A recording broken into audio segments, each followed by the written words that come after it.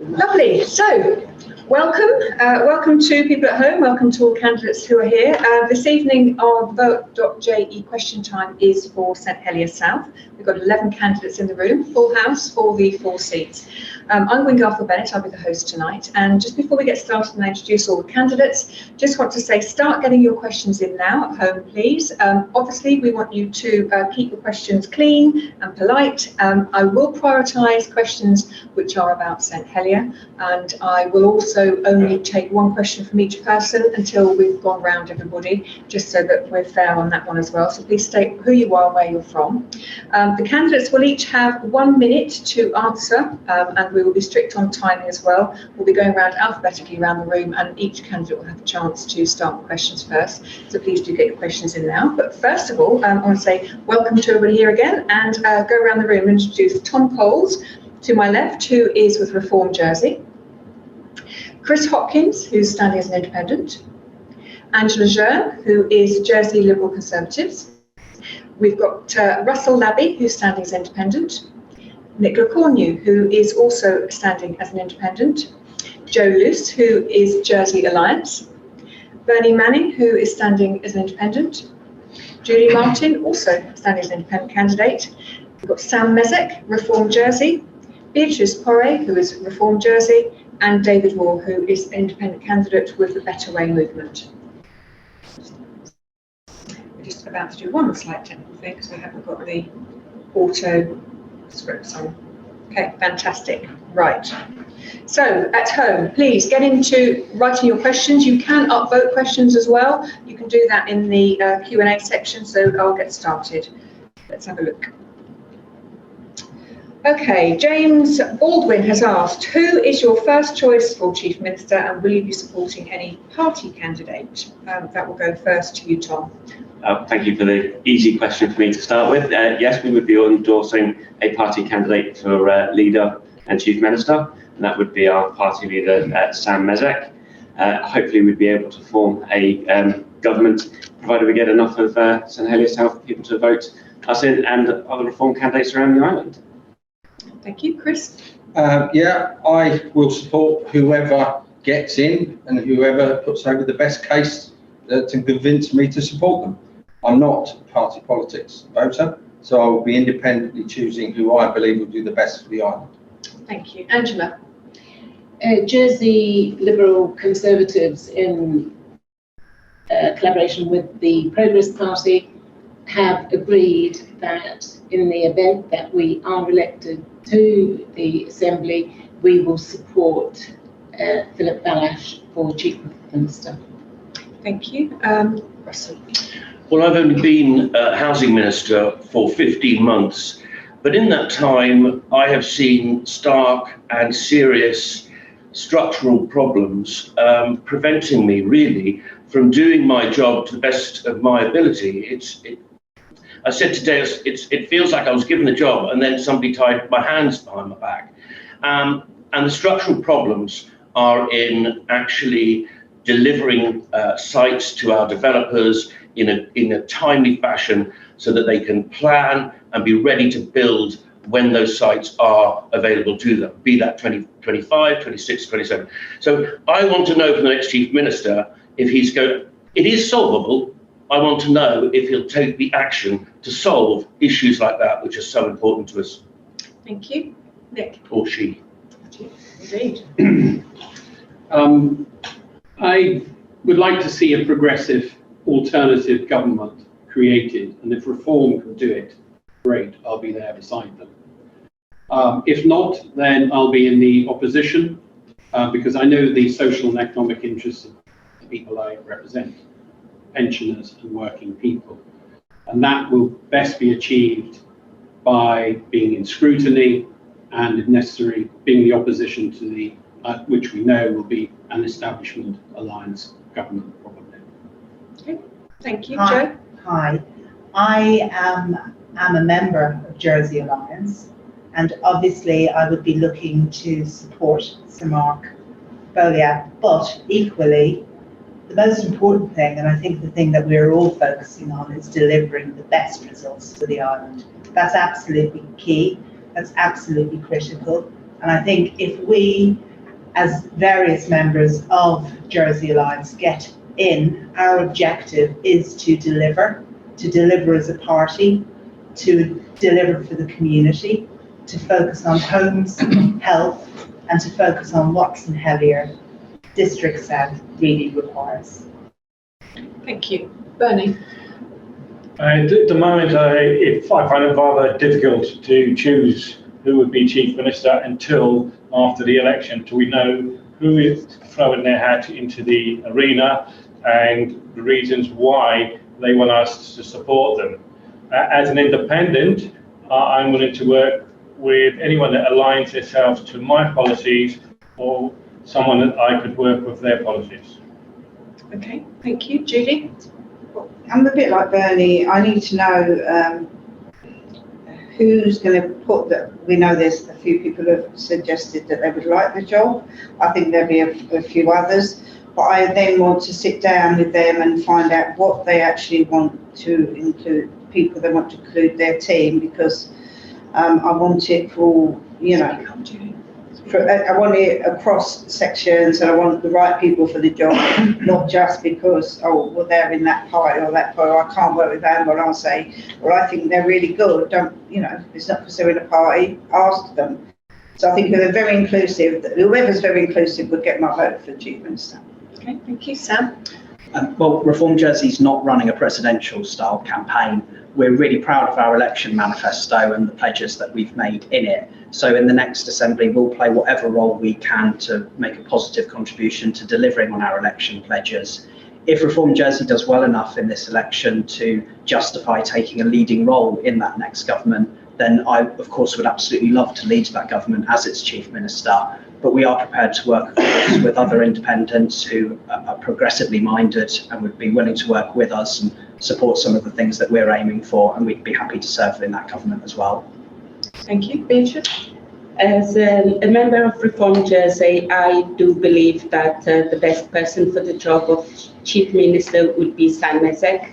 I do believe Jersey needs a minister that is strong and is prepared to take bold steps to change the overall situation of Jersey as we stand at the moment. So, yeah. Okay, thank you. David? Yeah, I'm 100% behind Christina Moore. Potentially the first female Chief Minister, which will be fantastic. She's extremely good in what she's done. She's done an awful lot in scrutiny. She's got a wide range of experience. I didn't know Christina Moore very well when I first got involved in politics and said I was going to stand. And as I've worked more and more with her, I've found out that she's got a huge amount of experience, expertise, depth. She's prepared to work with other people. So I'm 100% behind Christina Moore. Okay, thank you. Well, that's the first question over. So please do get your questions in from home. The candidates are here at your readiness to answer your questions. So put them into the Q&A box and we'll get round to them. So next up, William Steele, which is a question which so many people have been asking in all of these Q&A sessions. He says, what is your mandate to help all sections of the St Helier South community get onto the housing market? And that will go first to Chris. It's not only the St Helier South, although obviously that's where I'm standing because that's where I live. It's the whole island has issues with housing. We need to get control of the high rents, the high costs of first-time buyers, or in fact any buyers. There needs to be more homes, and there needs to be rezoning of buildings that are currently wasting in town, been empty for years. They need to be refurbed, reused and back out there. If we can reduce the demand by supply, that's the way forward. Thank you. Okay, thank you. Angela? Well, I think by increasing the amount of stock of housing available, that is either for partial equitable buying or at fair rents, I think, having been this morning to a building seminar, that the problem in Jersey is not going to go away as easily. We have got a housing problem. And I think what nobody seems to really want to address is the population. And I think until we get a very good population policy in place, we are definitely going to have housing problems which won't go away easily. Thank you. Russell? Supply is absolutely vital. We have demand at the moment outstripping supply. That's why the market is so overheated. So supply is key. And there is hope here. Andym Homes themselves will build 900 homes between now and 2025, 900 units. I recently announced the Jersey Homes Promise. I've been working with the construction industry and developers to get them to sign up to a kite mark, a badge of honour, really. That means they will put first-time buyers first in the queue. So that 3 a.m. queue that starts 2 days before the books are open at whichever developers, that queue will be first-time buyers and local owner-occupiers first before the buy-to-let industry. And in return, government is now setting up a shared equity scheme that buyers can go directly to with an original £10 million. Thank you. Thank you very much. Nick? So it's crisis time for Jersey. People are voting with their feet. People are actually leaving. It's near meltdown. What's needed, if there's going to be affordable housing, is a government program of construction, but only for rent, at affordable rents, so that we're not propping up landlords in the private sector. We need a security of tenure. No one is discussing about security of tenure. That would allow people to have security in their rented accommodation. And we need a rent tribunal to keep rents down. That's going to have to be really tough. Thank you. Okay, Jo? Hi. I think there are a number of facets, and certainly attending the Jersey construction seminar this morning, I was struck by a number of areas. It's critical that we open up planning regulations and allow properties to be built.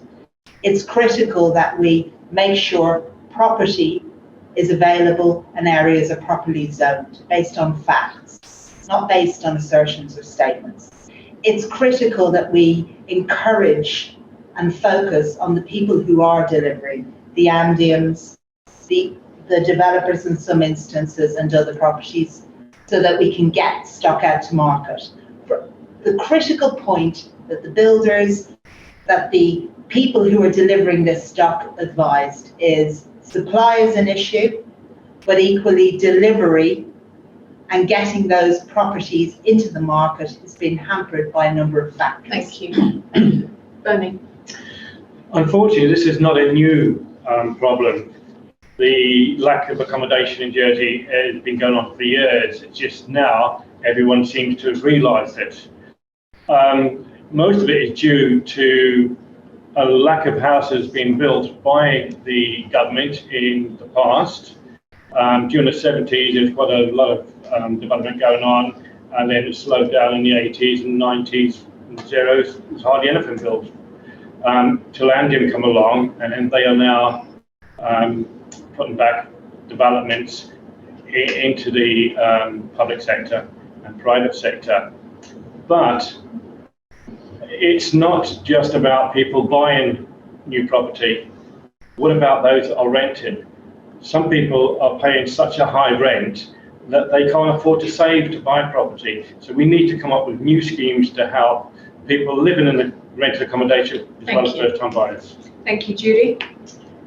Well, I worked with Russell on the Jersey Homes Promise, and it's going to help people with deposits, first-time buyers, which is the hardest thing to get when you're paying a very high rent, and if you've already left home, you're starting up with your partner or just even the flat share, and that's one of the issues. There's help, but as Jersey Construction said today, they knew that the Kellerway School was being built for 10 years. They knew there was a massive building next door. They had no plans. We did this with the ambulance station, across from the police station. We knew the police station. 10 years, while that school was being planned, the 10 years should have been being planned. And as soon as they moved out, shovel ready is what they used this morning. It should have been shovel dug, and they should have had homes there now. Okay, thank you. Sam? I fought tooth and nail to make sure that the homes which are built in St Helier South are the right types of homes to meet the needs that we know there is for affordable housing, particularly for young people in Jersey. And I think it's a disgrace, frankly, that we're using publicly owned land to build homes, 85% of which will not be affordable for ordinary people. That's publicly owned land, and we ought to demand much better for that. I've attempted to fight for that and sadly been defeated by a majority of the states. But when I speak to ordinary people out there and voters, most people I find agree that we should be using public land to deliver for the needs of the people of Jersey. If Reform Jersey is elected to government, one of the first things we'll be doing will be to go to visit the SOJDC and tell them that their plans for South Hill and the waterfront are simply not good enough. We deserve better. When I fought for that in the States, I was told I was irresponsible and would be delaying the provision of new homes. And guess what? Planning threw out the South Hill application anyway. So we've got an opportunity here to deliver. Thank you, Beatrice. The housing crisis is one of our biggest problems presently in Jersey. Like somebody mentioned, not only for people who live in rental accommodation, but also for those who wish to be first-time buyers. We have a very strong action plan as a political party, and if enough of us get to go through, one of the things we would like to do is making sure that the rent that those who are on rental accommodation in housing, their rent should be means tested rather than on the market value of the current housings out there. And like Sam has mentioned, we need to prioritize state land for first-time buyers development rather than private investors. Thank you. David? Yeah, I would agree with Russell here. It's about supply. The demand is currently outstripping supply. The really good news, and I have to say 3 of my members of staff, and this is the first time in a decade, have actually got onto their first home. One is an Andean buyer, and a couple have gone into the private sector. And by hook or by crook, they've managed to put something together. But I think the biggest issue is around rent. And this is where I have to question the strategy of linking public sector rents to private sector rents, this 80% or 90% of the private sector. What the public sector need to be doing is covering their costs, the cost of the land, the cost of the property to build, and then look at the finance costs, and then divvying that up amongst the those residents who are going to live there. Let's ignore what the private sector rental level is. Let's go down to referring those costs. If we can do that, that will bring down private sector, and we won't need that rent tribunal that Nick's talking about. Thank you. Okay, don't forget, you can get your questions into the candidates, put them into the Q&A box. Oh, I'm sorry. I've been putting it down and I still don't remember. Sorry, Tom, your last turn. So yes, housing being built on publicly owned land should be sold to the public of Jersey first and foremost, be that through a help to buy scheme, through shared equity or first time buyers policies, or even just rented out as social housing as an affordable home. Beyond that, we need to look at the 4,000 empty properties, which have grown from 3,000 10 years ago to 4,000 this time round. This is a systemic problem, and it's only going to get worse unless we tackle it head on and actually release some of those properties back to the market. It's going to overinflate the market by the supply and demand. There's 4,000 empty properties. They are not being made available for the demand to be filled. Thank you. Okay, so early on in the evening as well. Okay, I'm going to ask this next question from Sarah Jordan, because she's clearly concerned, which comes on the back of what we've just been talking about. She says, for those who are advocating that empty homes are refurbished for letting, who do you propose will pay for the refurb? She says that she's responsible for an empty property which will cost around 100,000 to refurb. Is it acceptable that potentially elderly, infirm, vulnerable people be put in this position? That will go first to Angela. Well, if the elderly person just referred to is living in their house, then they wouldn't necessarily want empty properties. So it's empty. So why is it empty? There may be a very good reason. A lot of properties were empty due to the pandemic and the difficulties of estate agents being open and things like that. And an awful lot of people left Jersey during that period of time and went back to their host countries to be with their families. So in terms of who should actually do the refurbishment, there should be assistance to, I'm not sure that government should be responsible for it because this is actually privately owned. I really don't know the answer. Thank you. Thank you, Russell. Well, the first thing is there are not 4,000 empty properties in Jersey. That was a census figure, a snapshot of one day in March a year or two ago. And some of those properties were empty for perfectly legitimate reasons. Between tenancies being decorated, have been built but not sold or rented out yet. So there's, but there are empty properties. We've all seen them. It's not to the scale of 4,000. That isn't the silver bullet to solve the housing crisis. But of course we must put empty properties back into use. I want to pioneer a Jersey version of UK scheme called No Use Empty, where with modest loans, we can help people who have property but don't have the wherewithal, perhaps they're asset-rich, cash poor. A gentleman wrote to me and said, I applaud your efforts to do this. I'm trying to do up a flat in my house, but I'm a pensioner. That's the sort of person we want to be able to help, take the trouble off their hands. Small grants will get the money back eventually when we rent it out. Thank you. Nick. To be honest, I don't quite understand what the question is. If it's about empty houses, then there are good reasons, and the reasons given seem fairly legitimate. Refurbishment of houses. If you own a house, it's too big for you, then sell it and scale down to something more affordable. That probably needs to happen because there are a lot of people in much too big houses, which are needed by families with gardens, when they could sell and they could have something with a sea view and a small flat. Okay, thank you, Jo. Hi. I think the points being made here, there's a number of very valid points. I think there are 4,000 homes. The natural wastage is much closer to sort of 3 or 4%, which is exactly the same as in the UK.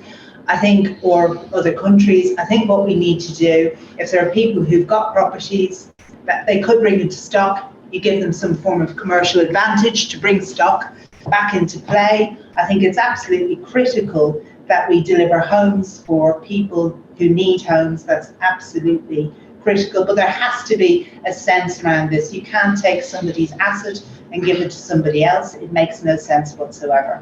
Commercially, I think we've put forward a number of manifestos under our party on how we would deal with a lot of these areas.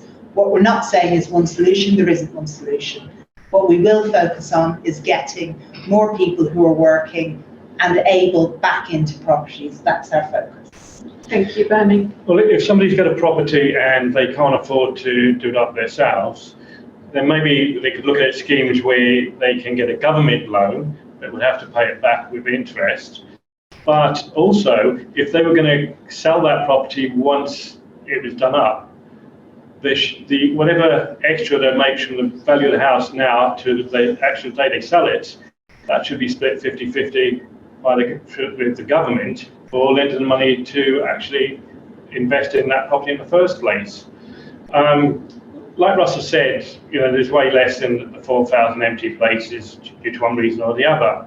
But there are lots that haven't been lived in for some time. And we should actually have a register of these properties and find out why they're not empty and try and bring in some rules that they have to be fixed up and sold off. Okay, thank you, Judy. Sorry if I heard the question wrong. I thought the person said they were responsible for this property that the elderly person had to move out of, but it was in such a bad state they couldn't do anything with it. So that's not about being able to sell it, but sitting there. And I think Russell's scheme about making sure that you can give them a loan, a mortgage. It might not be a mortgage, it might be a loan. If we've got the money, do it, get it done quick.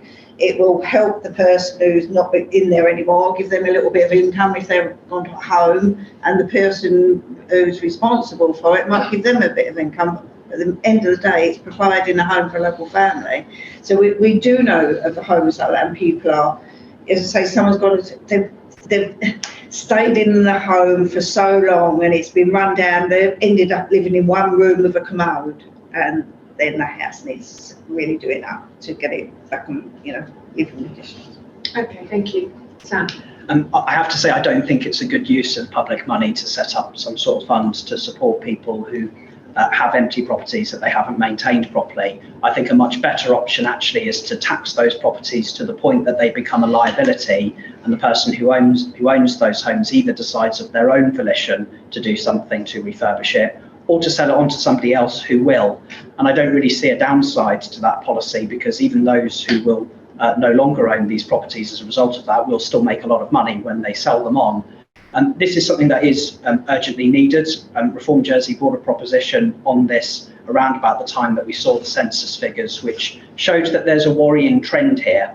It may be the case that many of those 4,000 empty properties have perfectly good reasons for being empty, like being in between tenants. But at the last census, it was 1,000 fewer. So something's got to be done to reverse that. We see these properties out there all the time as we're walking through the streets. We can't tolerate that whilst there's a housing crisis going on. Thank you. Beatrice? Yes, the empty houses can be a problem because they are occupying spaces where newer properties could be built in to accommodate bigger families. Now, if those properties are privately owned, so I do believe the government should have a system to an inventory to find out exactly where those properties are, and if they are in disrepair and seem to be left abandoned for a period of time, there should be a process to investigate the reason why they are empty. And yes, and they should be approached if they haven't got the financial means to develop the property. They should be able to have a negotiation with the states to sell that land for further development. Okay, thank you. David? Yeah, I had a conversation quite interestingly with Lee Henry, Jersey Development Company, about the concept of resizing. And so what we need to start thinking about is, if someone has got a house or a property which is way too big and they can no longer afford to live in, keep up its maintenance, we should be trying to encourage them to what we call resize. There are plenty of families out there who maybe need 2 or 3 bedroom properties, and this may free up that market and put another property onto the market. So I think this concept of resizing, encouraging people to move into property that's appropriate for their current requirements, I buy into that one significantly. Okay, thank you. Tom? So the individuals said that they had this property that would cost £100,000 to renovate to make habitable, and it was a second property that they owned. In my mind, this person has a choice. They could choose to redevelop. They could choose to pay the £100,000 and have the flat refurbished, the property refurbished, or they can sell it, or they could sell their current property if they prefer the other property and move into that. There are many options that the owner of this property has, other than leaving it to sit empty. Sitting empty has a greater impact on society as a whole, rather than just on the individual's needs at that point. I don't agree with government loan schemes. Unfortunately, we've had too many of those come through government, which have then seemed to be loss earners with money disappearing out of our pockets. When these are private assets that can be sold back into the open market, and a developer will take great pleasure in turning that from maybe a single dwelling into multiple dwellings. Okay, thank you. Chris? Basically, on face value for the question, an awful lot of what Tom has just said is exactly right. If they are multiple home owners and they can't afford to refurb this one home, sell it. If they can't afford it, but they've got the asset, there's no reason why they can't sell that so that somebody else can purchase it. Even Allingham Homes can purchase it and redevelop for affordable homes, affordable rents, so that it's back on the market. If they haven't got multiple homes, and as was mentioned, they've got restricted use of this home, then there must be something we can do to help them to refurb their own home to get them back into a decent living standard. But I don't believe that's what the question is about. It's about totally empty second homes. Okay, thank you very much. Okay, don't forget to get your questions in at home and get the candidates to answer them. Sarah Jane has done just that, and she says, if you were elected, What would you do to improve the sense of community in the area and discourage antisocial behaviour so we can all enjoy the area to its fullest? I goes first to Russell. Well, St Helier is vital to the island's future, and it deserves better, and it deserves a vision that stretches further into the future, at least a generation. And that vision should have two parts to it: the type and quality of the homes and apartments we're providing, and the community space, the land around those buildings. And St Helier's been neglected. And what is needed for our shared spaces, the spaces we walk through to and from work, or the shops, spaces to play in or relax in, we've got to do better on them. And it needs just intelligent thought. It need not cost a fortune. It needs the visual eye and a good dollop of common sense. But schemes like doubling the town park by using gas plates to do that, we absolutely must do. Thank you. Thank you, Nick. Community is actually very weak. There's deep alienation. One has to only look at these elections, 70% voter abstention. What does that mean? That means the working class in this island are not going to vote because there are politicians that have ignored them for decades. They will not turn out because they feel a visceral anger towards elites. That indicates there isn't a community. The elite is totally disconnected with working people and pensioners. And that's so evident in St Helier when one knocks the doors and you hear the stories of those people about their lives. It's nothing to do with the elite that sit in the States. It's nothing to do with the elites who are going to be elected in the northern parishes. Okay, thank you. Joe. Hi. I think the Jubilee celebrations have shown us amazing things can be done with community. When I've been walking around St Helier South, what struck me, there are people who are lonely, who don't see people for months, who are thrilled with COVID because they got to talk to other people. There are needs within our society which are bigger and deeper than we realise. I think people need to communicate, we need to get out there. I think there needs to be a much better giving our elderly more effective access to tech so that they can communicate more effectively. There is a number of areas that can be supported. I think bringing in music, bringing in sport, developing a sense of self is hugely important. It will improve happiness, health and our communities. Something that we as a team will support. Thank you. Bernie. Yeah, we need more open space and bigger open space. Like the Millennium Park, that is way too small now. It's that well used. And the vision was to have it going right to St Saviour's Road. We've now got a chance to do that. We should go and make the whole lot a park for young children and for senior citizens as well, not just for the youngsters. We also need to spend money on that park. It was built in 2011, just in time for the elections that year. Since then, the Coronation Park has had 2 facelifts.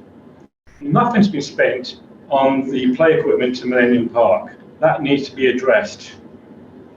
We also need a decent community centre that can be used for playgroups, senior citizens clubs, and youth service.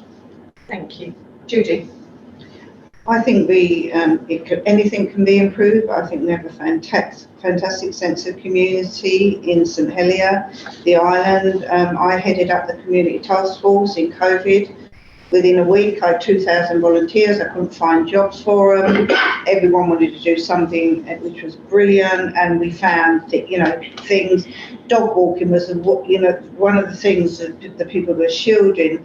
I do agree we need maybe more spaces, but we need to not forget it is knocking the doors. How many, won't say where we were, but ladies of a certain age or men, we don't go out anymore, and a lot of it was transport somewhere they couldn't get out, and you're like, that can be very upsetting because we need to make sure there's things for them to do. and it's just taking that first step, because there are things for them to do. You stay in a bit too long, you lose a bit of confidence, so it's just a bit working more with. Okay, Sam. Well, St Helier desperately needs a new youth and community centre, which is why I'm very proud that Reform Jersey was able to win over the principal on this and to win some funding to get this delivered. So one of our main missions, if we're elected in this election, will be to see that through and make sure that that centre is delivered. A lot of people don't engage with the wider community, frankly, because they feel a lot of pressures in their lives, whether it's the cost of housing or other cost of living pressures that make them a bit more stressed out, whether it's having to spend 45 minutes in the car twice a day to take their kids to school outside of town because there aren't enough places here. These things have got to be addressed. And one thing I'd like to see done is the parish of St Helier actually be empowered to have more control over what happens in town, so that we can deliver more events, we can put on more entertainment, and we can have locally based services that are more responsive to people's needs, whether that's supporting our pensioners or whether it's supporting things to do for our young people at that youth and community centre. Thank you. Okay, Beatrice. David, do you want to go while Beatrice is... Yeah, I mean, on my manifesto, one of the big things I'm talking about is one St Helier, many communities. And I think we need to think about St Helier as a whole, holistically.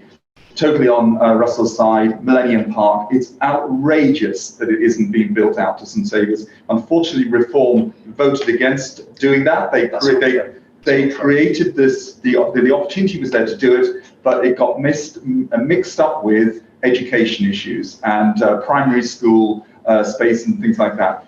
We have opportunities to put primary schools and schools on the waterfront as well, where there's plenty of people as well. What we just have is this continual frustration of different departments with different agendas, different emphasis, instead of one holistic view about how St Helier is going to move forward. We've got some wonderful stuff going on South Hill, a new park being developed there for the after park citizens. It's gradually getting there, and it's been going on for a long time, but we need an overall overarching view on these things. Thank you. I'll go to Tom next to give Beatrice another moment. Okay. First off, David's not correct. Reform Jersey did support the extension of Millennium Park. They are also looking for a school to be built within the community. As for antisocial behaviour, it's unfortunately a problem with young people when we are in densely populated areas, that they do congregate, and unfortunately these in a densely populated area, these then come in close contact to people's homes. So we do need to provide proper youth and community centres, which again, Reform Jersey have secured funding for and the principal for. Now we just need to act and get it built. There's also the satellite skate park, which is also planned in part of South Hill. This would give young people somewhere else to congregate away from Millennium Park, allowing those kinds of open spaces to be used for people who are looking for the peace and quiet, rather than people who are using the skateboard and sporting activities. Thank you. Beatrice. Well, let's not forget that St Helier is the most densely populated area in St Helier. So sorry, I've lost my voice for a second. A lot of people who do live in the centre of St Helier, they do live in the bedsit land, and that's a fact. I live in a street of a row of Victorian properties. You pretty much can look into each single window and you have a different person. When we do further developments into St Helier, we really must be mindful of open areas where people can come outside and congregate. Green spaces are very important, and to me, those are the most important things, is to look into the development and how it's going to affect the people who live in the centre of St Helier and how that can benefit their quality of life. Thank you. Chris. Yeah, the question started with antisocial behaviour in St Helier South, and this is something that I don't walk the streets for fun. I walk the streets because I've got a dog every day, 3 times, and I'm finding broken windows in bus shelters at Hardwick Park. I'm reporting them, getting them done, getting them changed before more windows are broken, because everyone knows, break one window, next one goes. There's drug taking in those shelters, which again, with my history, a little bit more knowledge than the average person, I'm sure, and I'm aware that there is now CCTV coverage in Hardwick Park. So these people can be moved on, can be dealt with. I'm not saying criminalised, but they need help. I find people asleep in the bus shelters at night. St Helier should not have people sleeping on the streets. It shouldn't be that situation. and we're all aware of the Lido issues with the licensing at the moment. They need help to open that business for everybody in the area. Okay, thank you. Angela? Well, it would be very remiss of me, I think, not to mention that I'm on the Committee of Age Concern, and Age Concern is actually on our doorstep. It has a new building, it has a lot of activities for older persons. There is no reason why the older person of St Helier South should not go and enjoy the facilities there. Having said that, it involves the youth as well. Young people go in there. In fact, today I noted that they had some ukuleles. And one of the youth that's currently working there is going to go in, she's involved in music, and she's going to go in with friends, and they're going to all have a ukulele session. And that in itself is also good physical activity for the elderly as well. So when it comes to the youth, one of the parishioners in... Thank you. Sorry. Okay, thank you. Okay, moving on to the next question now, and it's from Glyn Mitchell. Glyn says, do you support saving people a few pounds by reducing the price of oil, or do you favour protecting the planet by reducing the number of people dependent on oil? And I don't think he's trying to see if we can do mass extermination of oil. See, I think what he means is alternatives to oil in that question. So that goes first to Nick. Elites are not taking seriously the issue of climate crisis. They know about it, but they won't do anything about it. It's got to be dealt with at an international level. The current Russian war is not helping. We can do things locally, but there seems to be a sort of NIMBYism about it. We should have those wind turbines. We should have sea-generated power, not simply be dependent upon French nuclear electricity. We need to do something, but of course there's the NIMBYism that says, oh, we don't want that. It's not acceptable. A much more progressive government would push on with those things. Okay, thank you, Jo. I drive an electric car. I'm a great believer in not wasting. But fossil fuels, I don't think are within the remit of Jersey being able to control. On this one, I think it's macroeconomic policy. We can't get rid of it. What we can do is mitigate our reliance on it. What we can do is deliver effective solutions. What we can do is try and make the world, or our part of the world, a much better place. And they're all critical measures that I and certainly Jersey Alliance will support. I think what we need to do is focus on getting the basics, the low-hanging fruit right. We need to encourage our developers, we need to encourage our businesses to remove waste from what it is that they're doing. We need to remove red tape from what we are doing. I think if we get those points right, then we become a good neighbour within our world. Thank you. Bernie? Yes, I think taking a bit of the tax off would help those less wealthy people. But then again, should that be the way forward, using petrol fuel cars? We should be looking at something like hydrogen-powered cars. At the moment, we've only got petrol, diesel, or electric.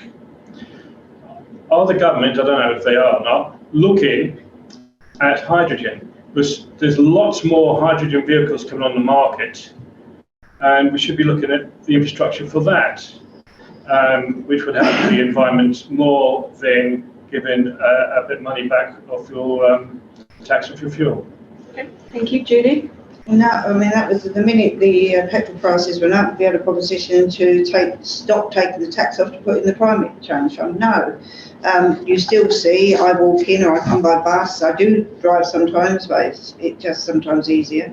And bumper to bumper, it's one person in one car. If you know somebody who's coming your way, share the petrol. I mean, it's just think outside the box. These EV cars are around, the bikes are around, and we've got beautiful weather. No, I mean, There's other ways to deal with it, and it's just easy to now, we've got there's a climate change fund, we're going to put money in it. As soon as it goes like that, oh no, we can't do it now. You've got to think new ways. Okay, thank you, Sam. Humanity has a choice. We can either continue to poison the planet or we can make fossil fuels history. And when you put it like that, in reality, it's not a choice. We do have to transition away from using fossil fuels, and it would be much better for the government to focus its attention on supporting people to make that transition. We don't want life to be made harder for working people who have to pay these fees, people who have to pay for petrol for work and that sort of thing. We've got to help them and make sure that that transition can be done in a way that is just. We want to look at helping homes move away from gas heating. We want to help with the transition towards electric vehicles and other sustainable transport options like our bus service. We think there are some significant improvements that ought to be made, but perhaps even in the short term, we could be more open-minded about biofuels, which are better for the environment and which I don't think there's been enough discussion on. If we're going to remove duty, let's do it on biofuels rather than fossil fuels. Thank you. Beatrice. We all been aware for the past few years how the environment is, how we exhausting the environment, and the pressures we're taking on our natural resources. Even more recently with the war in the Ukraine, we also are looking at a different angle of economics and how dependable we are of other countries for their fuel supply. I do agree with what Sam did say, and we really need to start focusing in alternative sources of fuel and alternative ways to be self-sufficient and how not to exhaust the environment any further. Thank you. David. Yeah, we need a strategy, we need a vision. There are two core reusable energy sources which seem to be on the market at the moment. Hydrogen, as Bernie's mentioned, and electric. We need an island-wide solution. I think that's one of the big things. Jersey Electricity have an idea around air source heat pumps, which is a very expensive solution, also about insulating homes and helping people insulate their homes. But I think hydrogen is actually really exciting. There's a guy called Phil Sharp who's currently working in La Rochelle at the moment on boats. There's freighters who are starting to use combinations of hydrogen and diesel. You know, think about this, 95% of all our foodstuffs comes in on a boat. Why are we not thinking about transitioning those vehicles into this hybrid situation? We need a big strategy about how we're going to use hydrogen. I understand that La Colette would be a great site to set up a hydrogen plant, and we need to work forward on that. That's the future economy, that's diversifying our economy as well, and it's a great opportunity and new jobs for people on this island. Thank you. Tom. No, I don't support saving some pounds on oil. It is something that we have to get used to moving away from. It is not the future, it is finite, and it will run out at some point. I'd rather see us spend the money, or take the £2 that somebody was proposing off oil off the bus pass, the bus price. Let more people be able to take the bus at a cheaper cost. Give more alternatives to people than using the car coming into town. Cycling, walking while the weather's nice, it's a lot more agreeable to do so. So we need to have better strategies around getting people out of their cars, car sharing, on the buses, cycling and walking before we start even look to supporting any cuts on oil. As some of the other candidates mentioned, hydrogen personally is another thing that I believe is the future. It is something that is one of the most abundant elements in the atmosphere, and it is also renewable and non-polluting. So hopefully the rest of the world will catch up and we can be all in hydrogen powered cars. Thank you, Chris. Yeah, the original umbrella of oil, this covers a great deal of different energy sources. Just prior to the pandemic at Driver and Vehicle Standards, we were testing oils with local companies, with haulage companies, and different fuels that were supplied to the vehicles. And they were making a massive difference to the miles per gallon. The emissions from the vehicles were greatly improved. The wear on the vehicles was greatly improved, but it came at a cost. It was a significant cost per litre. Now, that hasn't been adopted by the government. I don't know why, but the evidence is there. The electric and hydrogen vehicles, brilliant. They produce water. We could always do with more water, but again, the collet, there are issues about how much of a danger it would be mixed with the fuels, but there's no reason why they can't be moved. There are quarries that are very soon going to be empty. Put the dangerous elements in those quarries. Thank you. Angela? Well, Liberal Conservatives do address this issue in the manifesto very clearly. We have available here solar, wind, as somebody mentioned, tide, although that could be quite expensive, and hydrogen's been mentioned as well. But when it comes to trying to get people to reduce their reliance they currently have on oil to heat their homes, it was suggested insulate your home. Well, if you in Jersey, if you double glaze your home, your rates go up. Why do your rates go up? Because you've insulated your home more. Is this a good use? This is something that I think ought to be addressed. If you are trying to reduce your dependence on heating. Okay, thank you. And Russell? Well, I take the questioner's point, especially as the pathway to neutrality is being funded by duty on fuel. But I don't think, as we're heading into a very difficult time with cost of living crisis, we should be talking in terms of raising duty at all at the moment, this year or next. I think probably one of the biggest anticlimaxes of this political term was the publication of the Sustainable Transport Policy, which we have to be able to do better than that. And I don't blame the officers, actually, because I think they wanted to go, I hear they wanted to go much further and be much bolder, but it was watered down politically. And I think that's such a shame, because there is so much we could do that we're not doing. Things like powering people carriers, electric trams which don't need an overhead cable because they use flywheel energy storing technology, things like that. We should be looking elsewhere. Thank you. Thank you very much. And just a reminder to everybody at home, we're talking to the St Helier South candidates. Get your questions in now if you want to ask them something. And you can upvote questions as well. And I'm going to go now to the most upvoted question at the moment, which is from Tony. He has said, what would the candidates do to enhance the finance industry and make it even more successful? That goes first to Joe. Interesting. I own a business and it is in finance and we employ 35 people. How do we enhance it? Remove red tape. How do we make it better, improve margin, reduce red tape, pay tax, effective tax on Ireland? How do you get good people in? Exactly like hospitality, exactly like some elements of agriculture, but we, unlike probably agriculture, unlike hospitality, probably can afford to pay for it. We are paying for 70% of the island's revenues and we are really critical. Without us, no coffee bars, no juice bars, no development. It's really important that the business is protected and that we get the right people into it, but it comes at a cost. All business comes at a cost. How do we deliver it and encourage it? We train, we qualify. 20% of our revenues go into building and developing people on board. That's what we do. We continue to build, we continue to innovate, we invest in digitech and we improve. Thanks. Bernie. That's a hard one if I'm not in finance. But I think some of the backroom stuff could actually be farmed off island, and just have the essential part of finance on island, which would then help with our population, our housing, and with technology advancing as it is now, more meetings are being held by Zoom and like ours today. And I think we don't need to actually be in Jersey now to actually work for the finance industry. Provide your head offices over here, could work elsewhere. Okay, thank you. Julie.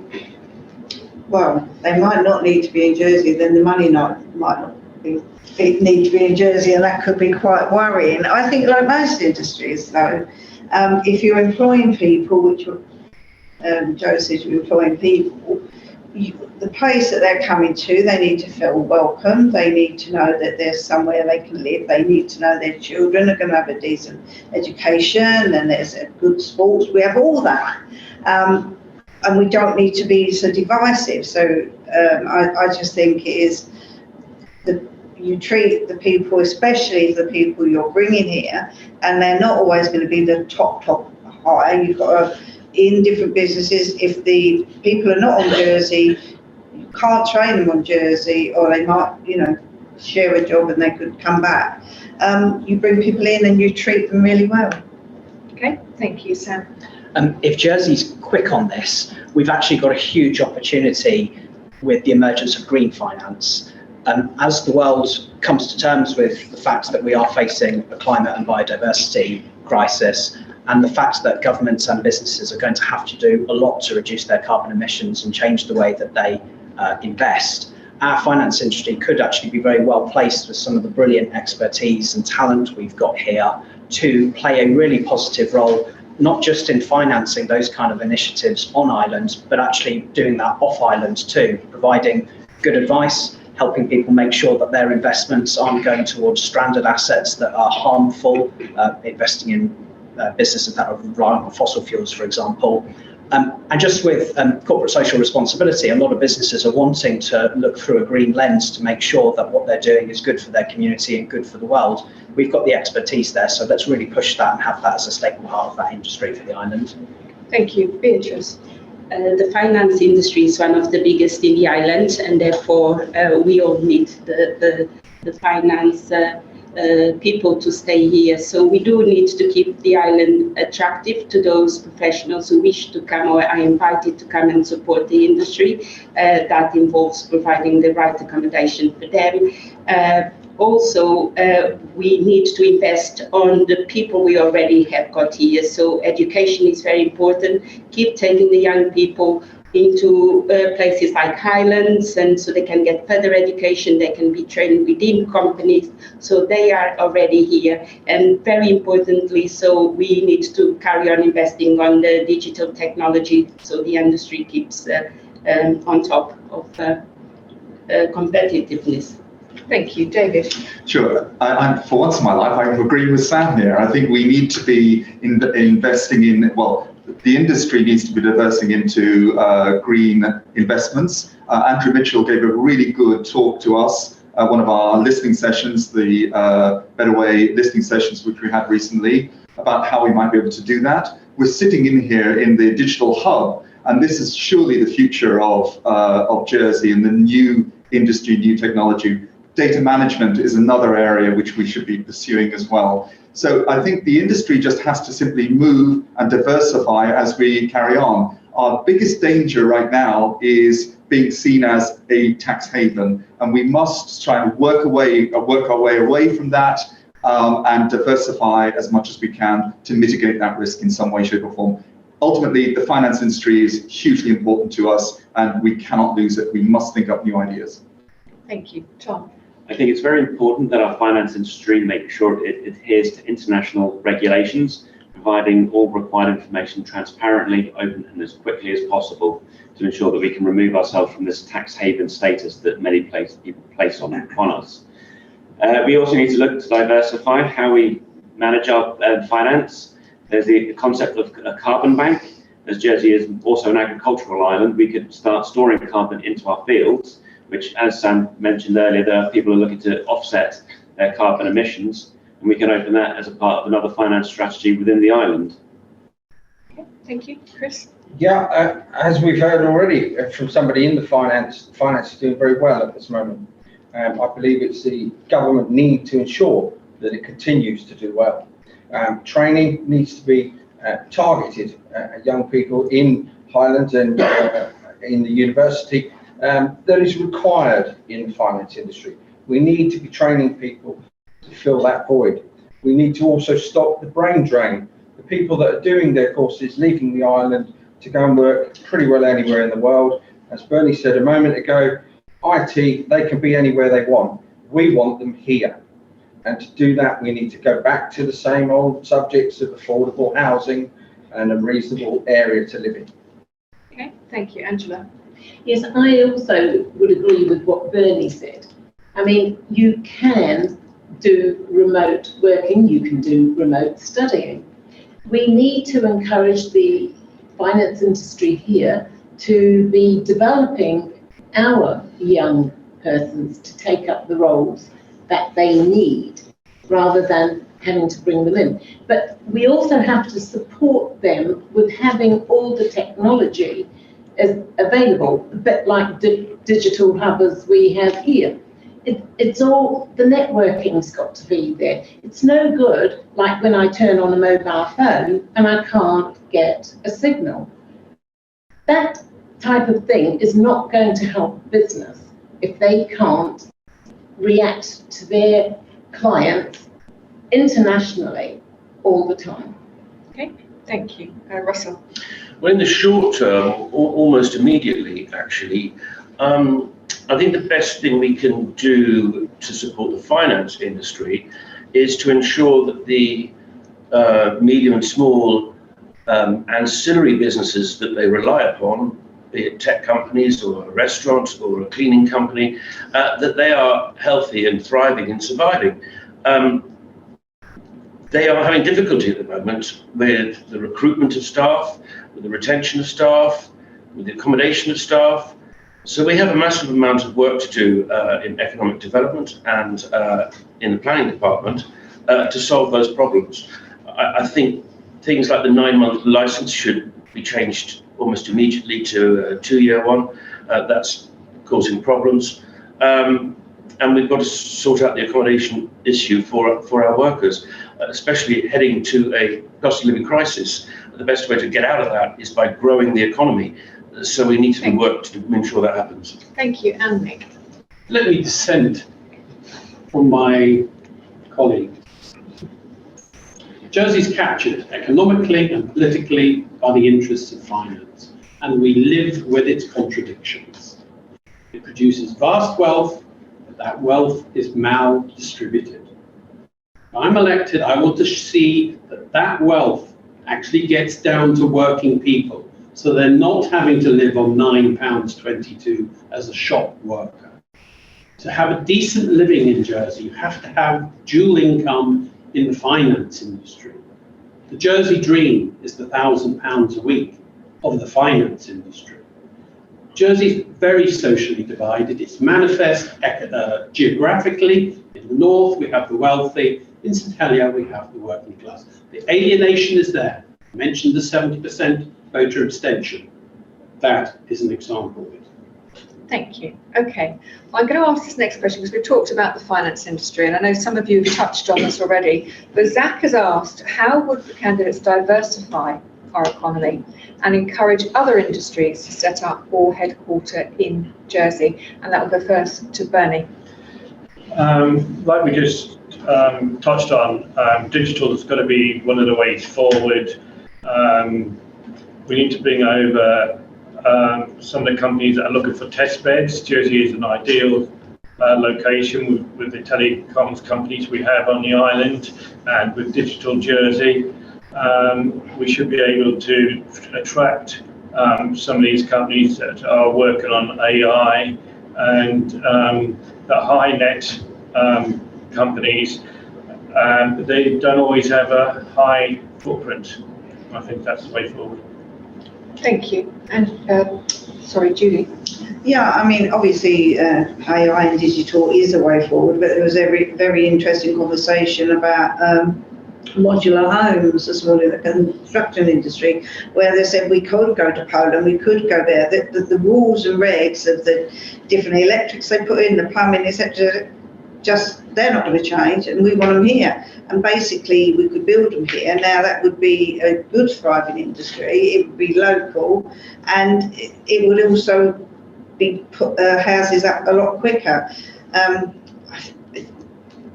It's very hard to say that they said they've got the people to do it, and you know, instead of training now and saying, oh, we need an electrician, a plumber, and this, you build the modular house, and it's a different skill. It's the putting it together, and it's built a lot quicker.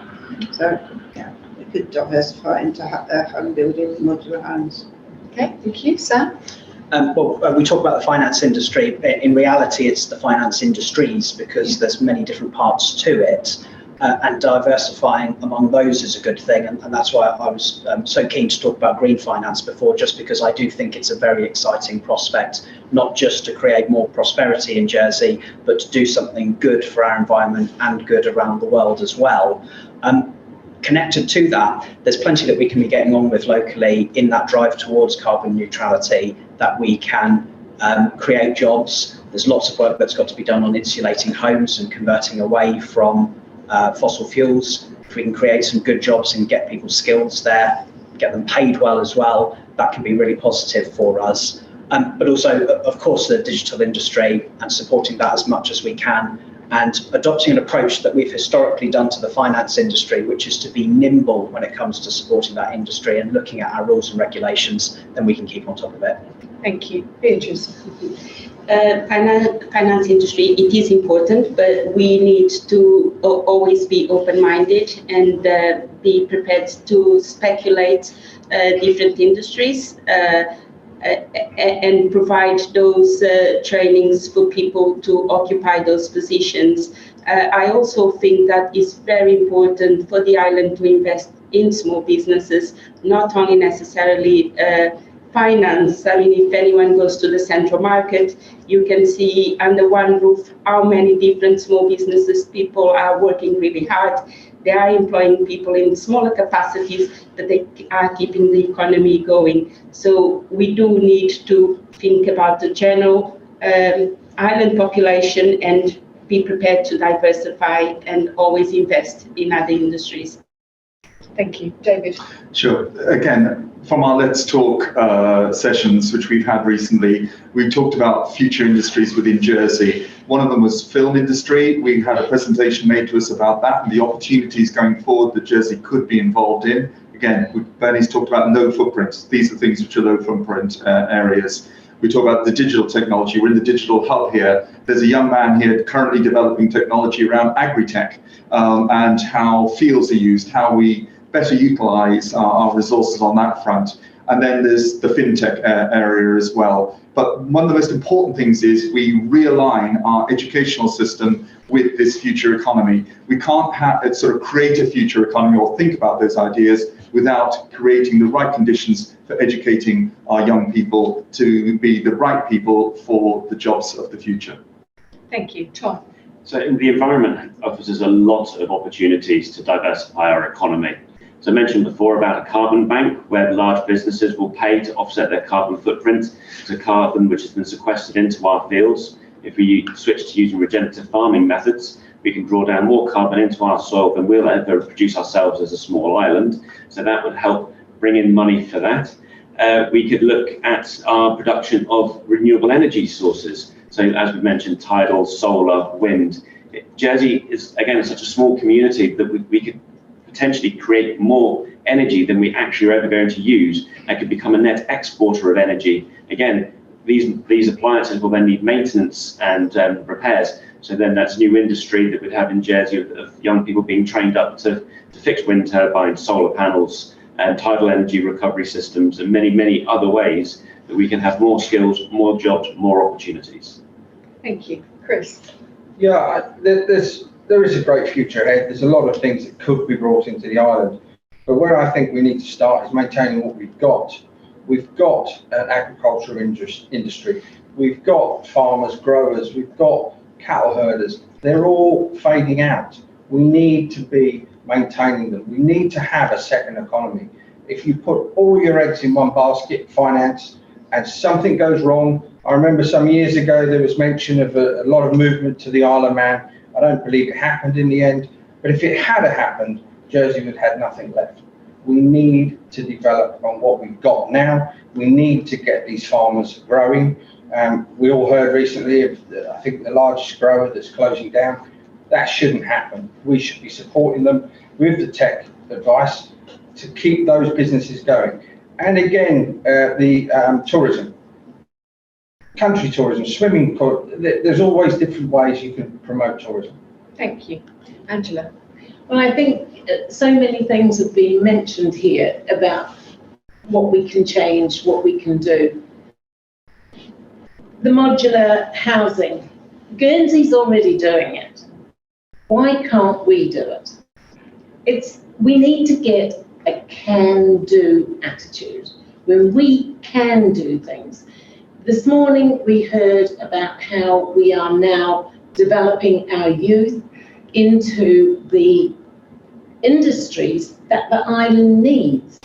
Electricians, plumbers and the like, and Highlands are now doing it. We need to do that. We need to develop our own people more. Okay, thank you, Russell. Well, yeah, David slightly stole my thunder with the introduction of the film industry, and I'm pleased to hear that somebody talked to your group about it, and there might be movement here, because we're missing out, we're missing trick, and it's when you look at the millions of pounds the film industry is worth to the Republic of Ireland. And it's almost as simple as just fantastically advantageous tax breaks, and it's worth it because film crews are big and they spend time here. They have, in hotels and restaurants and what have you. So we've definitely missed a trick on that one, and we should correct it as soon as possible. Okay, thank you, Nick. The City of London dominates the British economy. Britain is no longer the manufacturer that it was in the 19th century. We are dependent upon the money that financial services brings in to fund deficits. We are dependent. Likewise in Jersey, as I said before, we are captured economically and politically.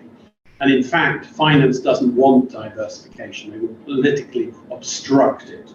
However, and we look at farming, for example, it's virtually dead. It was the dominant economic activity of the 19th century and the early 20th century.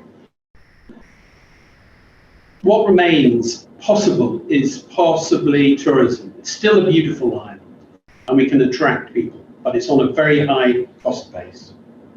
Okay, thank you. Jo. Okay. In my business, I work in financial services. I've said that before. I've also diversified into Digitech, Zach. I think this was your question. We're looking at diversification into health tech. We think it's huge. There's lots of opportunities. And all of these are transferable skills, which is the practical answer to what you're doing. How do we get people qualified in areas that we're working in that we can then get them working in different areas of business? I absolutely agree. We need more guys doing sort of technical and girls doing technical knowledge and understanding it. It's all about education, putting it back into the community, and it's absolutely critical and really important. How do you get there? You remove red tape. Yes, I agree, film industry, absolutely fantastic, but put people behind it, build it and develop it, look at your carbon footprint. Yes, I agree with my colleagues from Reform Jersey, they're green tech, fantastic. It's a 10-year lifespan to getting that producing income, and that's what you've got to focus on. Thank you. Okay, right. I'm going to go back to sort of more of a constituency style question. Hayley has asked, there's a lot of choice in this constituency. There are indeed 11 of you for 4 seats. If I decide to vote for you, what's the first thing you'll do if elected that will justify my decision? I think let's kind of talk about the constituency, not just sort of the national, let's call it, whole island issues. That goes first to Judy. But if I've got to keep it to one, it will be to fight to get the town park extended. But then I go a minute.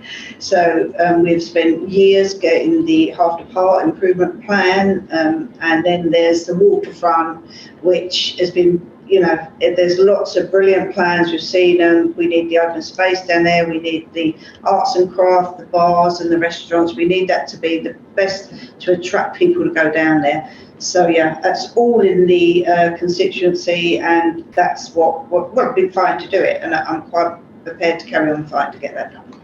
Thank you. Sam.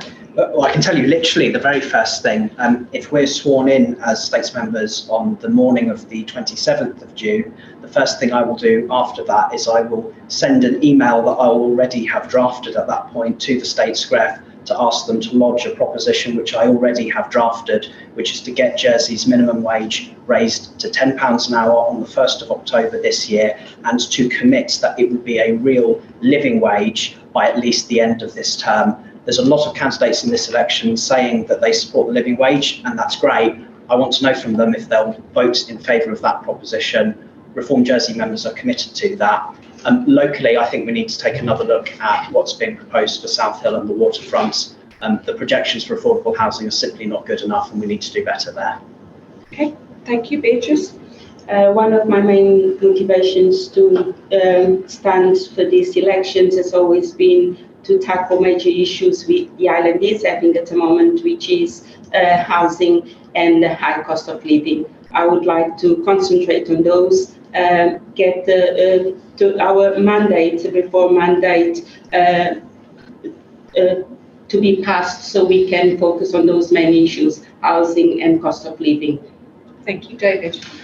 I just want to quickly, as a business person and someone who employs 30 people, I just want to say to Sam, we already pay a living wage. We pay beyond the £10 that's already there.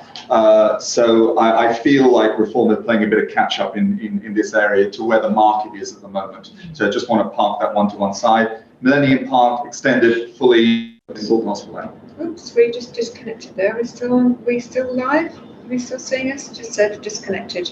Sorry to interrupt you, David. Are we still live? So let's double check that before we continue. Sorry, you at home. You actually can tell me in the Q&A. I've lost all, but no, I've lost. Oh yes, Zach says yes. Great, but I've actually now lost all your questions because it cut us off, and that means it's kind of restarted. So we need your questions in now again. I apologise, David, for interrupting you. Have you finished what you were saying? Yes, I think so, yeah. Okay. Well, there's always something more to say. Wonderful. Okay, I think we'll just carry on. I'll just hang on. Alex's questions come back up. Let me just make sure that the live transcription is happening. Is the live transcription happening as well? Technical problems, and you're all extolling the virtues of digital. Live transcription. Again, yes. Okay, so we're fine. Oh, super. The questions are on. We've got another one. Here's one I prepared earlier. Sorry, right. So let's carry on with the questions, which was, what would you do? What would be the first thing that you would do, focusing on constituency, but also the island as a whole, but focusing on constituency, Tom? Okay. So the downside of coming third in a party of three is my fellow party members have already outlined our main promises that we are going to establish on the first thing we'd do when we get in the States. But to reiterate Sam's point, is actually to make sure that it is regulated that the minimum wage becomes £10 an hour. Though there are many companies out there that already pay above the living wage, there are also some that don't. And we need to make sure that they bring up their wage to the minimum wage of £10 an hour at the 1st of October, making it then the living wage as soon as we can afterwards. As something for the area, something different from what my colleagues have said, we need to look at our transport, because St Helier, especially St Helier South, is a rat run for traffic. We need to encourage more people out of their cars. This is why we'll push forward with an alternative transport initiatives, like encouraging more cycling, more walking, and more people on buses. Thank you, Chris.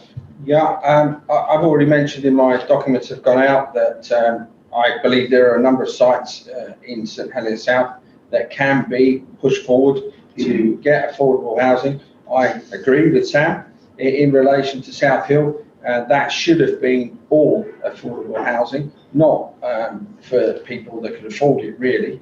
And there are another two sites that I've already highlighted there. So that's something I think is very important. The other thing is the Collect. Due to the flame area, there's an awful lot of land there that cannot be used efficiently for the island. That needs to be looked at. That the storage there is way beyond what is required these days. So I believe that maybe we can bring that down and redevelop that area for business, if not for homes. Okay, thank you, Angela.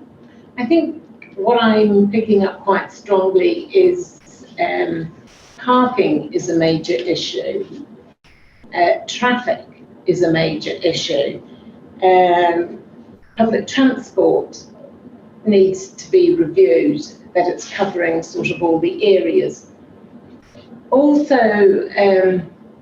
Millennium Park, there is a desire by residents to actually do have that all the way through.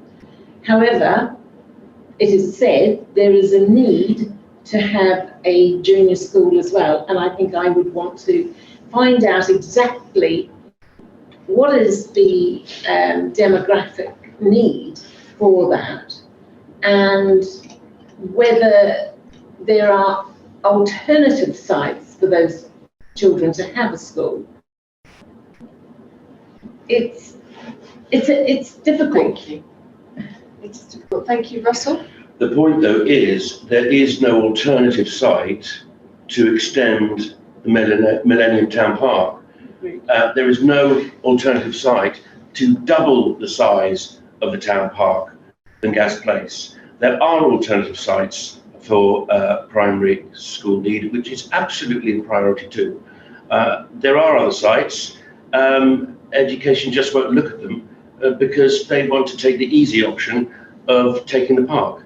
And all the plans I've seen for school, they use up the whole of Gas Place. No, the best thing we can do for St Helier, for those living there now, those who will arrive in the future, is double the size of the town park. Just think of the density of that area. We would send out a tremendous signal, and for future generations, it's absolutely essential, in my opinion. Thank you, Nick. The majority in this district are working people, and even though they don't vote, let's give them something. Let's increase the minimum wage to the living wage. I'd also like something done about Fort Regent abandoned and the La Folie abandoned. As an employment lawyer, my first proposition will be immediately to deal with a forthcoming Royal Court decision which relates to statutory annual leave. I'm not going to go into the details. I'm just going to tell you that in Jersey, they like to build bridges that have a 10-foot gap between them. Totally useless. That is what is being offered to employees in Jersey by this future Royal Court judgment. The employment law needs amended, and I intend to bring a number of amendments which will benefit considerably the disabled, particularly on time limits and other aspects of the employment law. Very simple ones that have a major impact. Thank you. Joe. Okay, I'm still going back to, I think we need homes, I think we need green areas, and those would be the areas that I would focus on if I was lucky enough to get your votes and get into government. Then what I would be looking at from my first, I suppose, application, it would be to bring communication together, remove red tape, remove the layers. We all talked about how do we actually deliver things like homes. We deliver them by removing the red tape, by removing the delays and issues that we have in getting those homes built. We improve people's lives by opening up their doors, opening up their access to Digitech, opening up effective communication. That's what we've got to do. We've got to make the community a better one. Green areas add to that, but they are the icing on the cake. Get the basics right first. It is really important for most people. Thank you, and Bernie. As founder member of the Millennium Town Park Group back in '95, I think it was, we had 17,500 people sign a petition saying that they wanted a town park built from Bar Street to St Saviour's Road with underground car park. Unfortunately, we didn't get the underground car park, and we got phase 1 of the park. I would be fighting to get phase 2 delivered right the way to St Saviour's Road without a school built on there. I think it was a big mistake saying that they could build a school there if they needed to. That's going to make the planning department lazy and say, right, we've got a site, rather than look around. We've got the Bar Centre coming up. Okay, that's here for housing. Why couldn't the school go there? You've got the Apollo Hotel, again, another site, and it's only just a few hundred yards away. Once you build on a site, that's it. You can't go back to it. It'll stay developed forever. Also, I'm pushing for the minimum wage to be the living wage, same as what the UK has done. Thank you. Okay, I'm going to focus on you candidates now because Alex wants to, and he is saying, what do candidates think is their most unique quality or strength that they will bring to the Assembly, presuming they are elected, of course? And that will go first to Sam. Well, one thing that I've tried to do in this term of office, and which I hope I've got a reputation for now, is that I am not afraid to stand up to vested interests. I'm sorry to say that the current Assembly has failed to adopt some very good propositions when it's come to improving conditions for renters in Jersey, and I believe that that's because they were too beholden to people who had an interest financially in this. That didn't happen from me. I voted every single occasion to make sure that we provide proper protections for renters in the island. I stand up to vested interests. It's in my political DNA because I want the best conditions possible for working people in the island.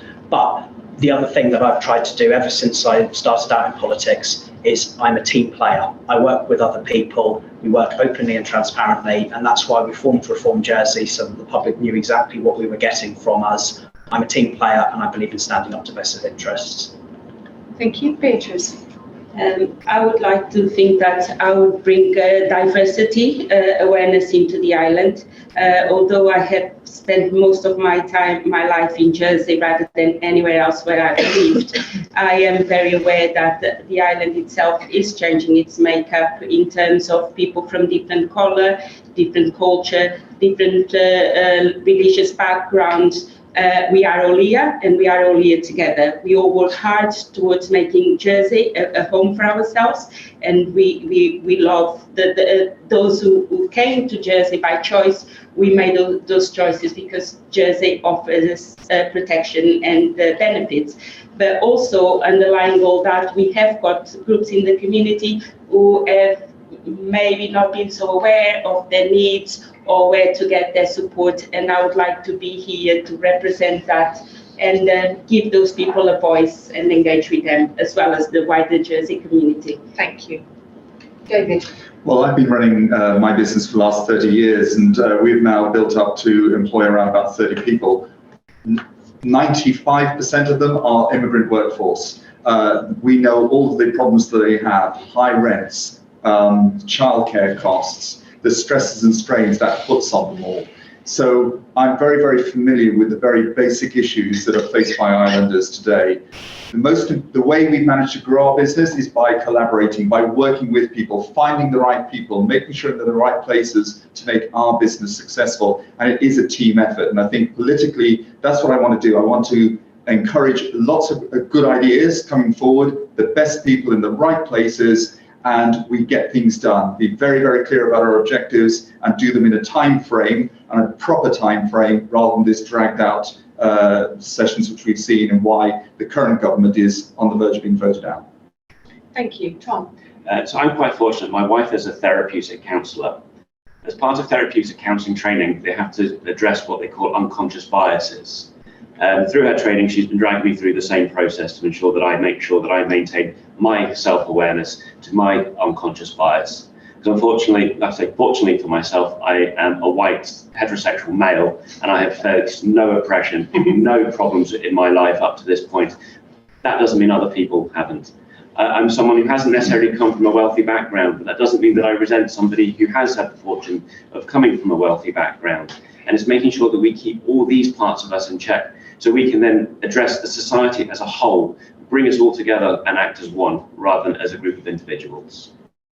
Thank you. Chris. Yeah, anyone that's read any of my documents that I'm pushing through your letterboxes will see that I've used the title that I'll be wearing my hat. I'm honest, I want to be held accountable, and I will work transparently.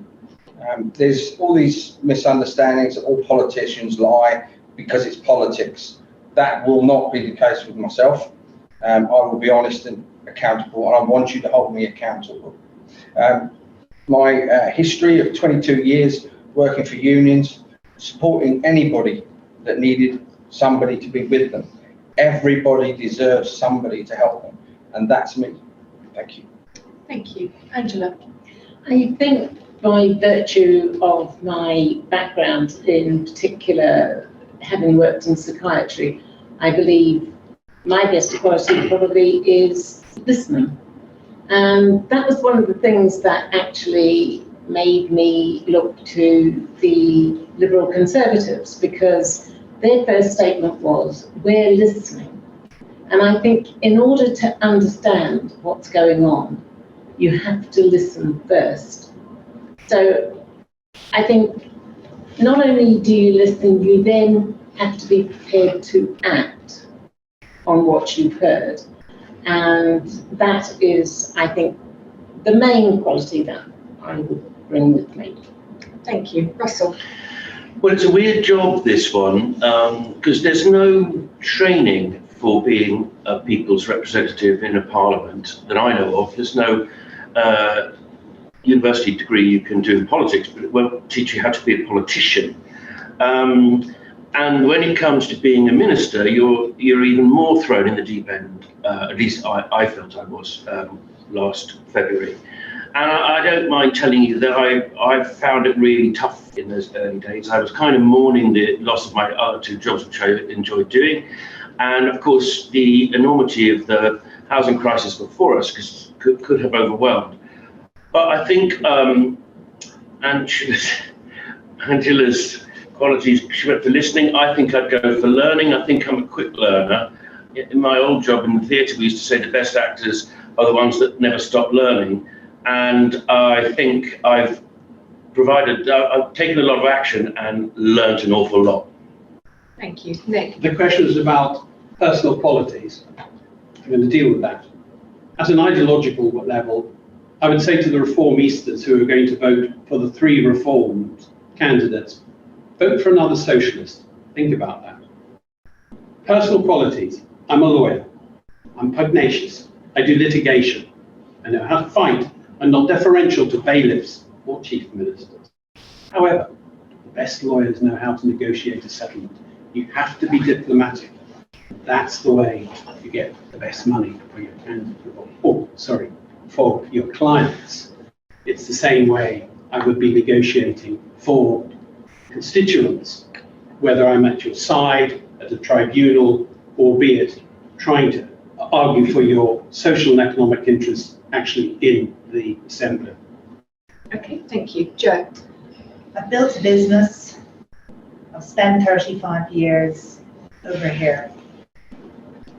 People who know me would say I'm firm but fair. But what I would say, the reason I am interested in getting into politics and working with Jersey Alliance is it won't get done as one person, it won't get done as 2 people, it needs a team of people to deliver.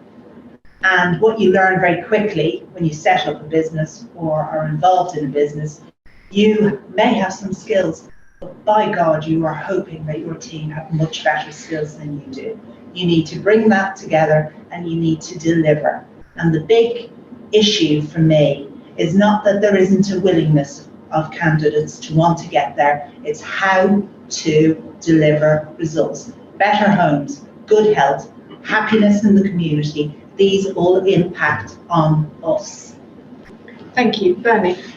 Well, as chairman of the Millennium Town Park Group, I used to be on various work groups, and I had to work with various states departments and got used to the way that the civil servants work.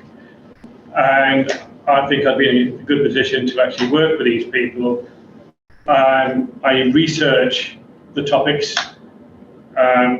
not just sort of reading the notes on the front. I actually read the full report, which is why we managed to get the Millennium Park through. Because some of the reports were saying that we couldn't do it, and then you'd come back and say, well, hold on, it says on so-and-so that you can, if you did this. And I don't just take no straight away. I want to know why not. And I believe that I can bring forward some good ideas and I can work with other people. Thank you. And Judy, finally. Well, Chris has been a policeman for 22 years and I've been a statesman for 22 years. And no offence to Chris, 25. It was just that 20, I thought it said 22, so it was just that number. That was just a union rep.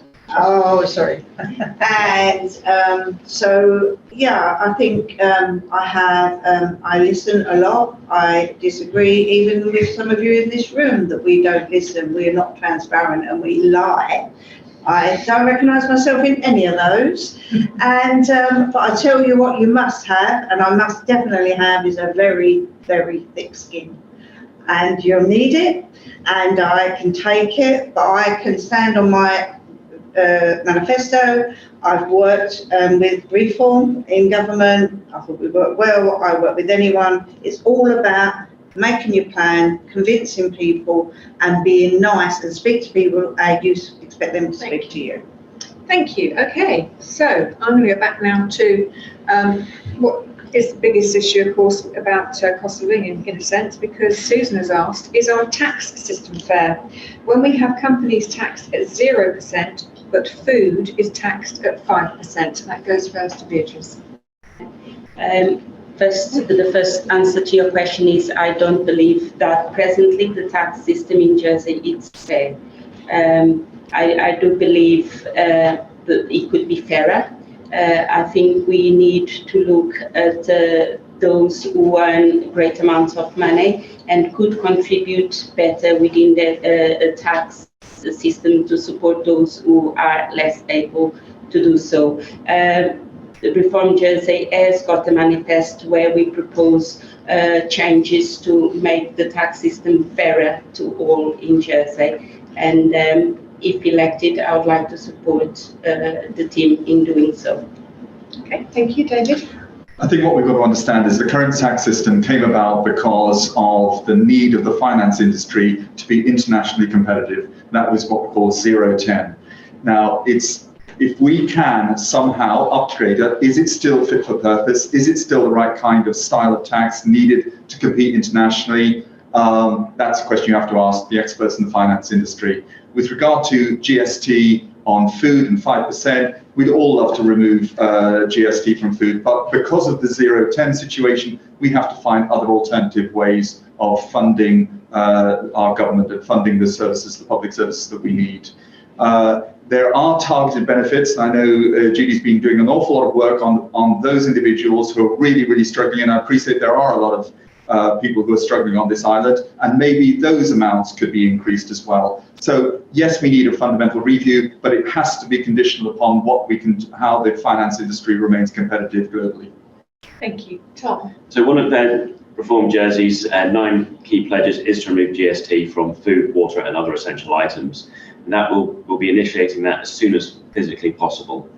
Unfortunately, 0-10 is something that we are left with as almost a legacy to help our finance industry survive as it is. But there is no reason why the finance services should still benefit from their being GST exempt on services provided to them by local companies.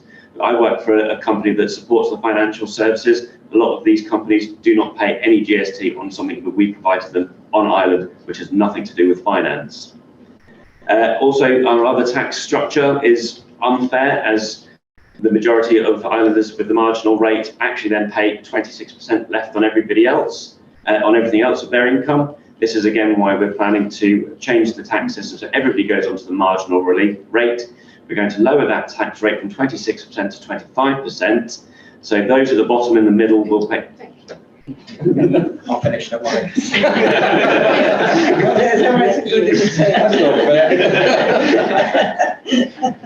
Okay, yeah. Yes, I wouldn't say it's broken. I think it's far from broken, but anything and everything in this world needs reviewing on a constant basis. We need to be checking whether it's fair for everybody. Removing, as has already been said, removing GST from food, it would be lovely, but we've got to get that money from somewhere. People that cannot afford it should be supported greater. And I think that goes back to the benefit system and the benefits that should be available for people that can't afford it.